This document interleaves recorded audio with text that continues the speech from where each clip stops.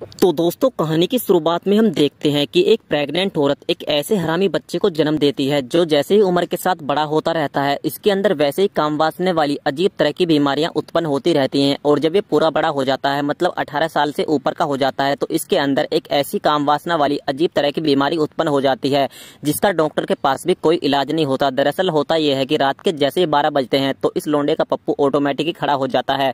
और ये जब तक खड़ा होता है, जब तक ये इसको हिलाकर शांत न कर ले, इसके माँ बाप भी इसकी इस बीमारी से काफी परेशान रहते हैं, क्योंकि दोस्तों इसका कोई इलाज ही नहीं है। अब उसके बाद इसके माँ बाप अपने बेटे को इस बीमारी से मुक्ति दिलाने के लिए तांत्रिक को भी घर बुलाते हैं। अब तांत्रिक बाबा रात को अपना पूजा पाठ शुरू करते हैं और ये इनके सामने खड़ा हुआ होता है।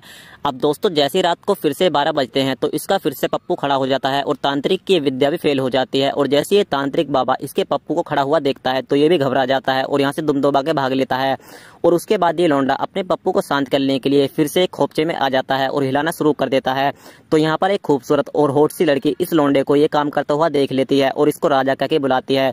तो ये इसको बोलता है कि तुम मेरा नाम कैसे जानती हो? तो ये लौंडिया बोलती है कि मेरा नाम रानी है, तो इस हिसाब से तुम तो मेरे राजा ही हुए। और दोस्तों, जब ये इसके पप्पू को देखती है तो डायलॉग मारती है और कहती है कि यार तू तो पूरा कुतुब मीनार लेकर घूम रहा है। और उसके बाद इसके इस कुतुब मीनार को देखकर इस लड़की की राल सी टपकने लगती है और इसको होटल में लेकर आती है और इसकी कुतुब मीनार के साथ खूब इंजॉय करती है। अब अगले दिन ये पार्टी में आता है और पार्टी खत्म होने से पहले ये यहाँ से दुम दबा के भाग लेता है, क्योंकि दोस्तों अगर 12 बजे और पार्टी में इसका पप्पू खड़ा हुआ तो इसकी बदनामी हो सकती है। और दोस्तों, उसके बाद ये खोपचे में आकर फिर से हिलाना शुरू कर देता है। तो इस बार इसका सामना एक हिलेरी नाम की किलनर से हो जाता है, जो इसके पप्पू को ऐसा हिलाती है कि ये कभी खड़ा ही नहीं हो पाता, क्योंकि जब रात को ये सो रहा होता है और जैसे ही 12 बजते हैं तो इस बार दोस्तों चमत्कार ही हो जाता है, इसका पप्पू खड़ा ही नहीं होता।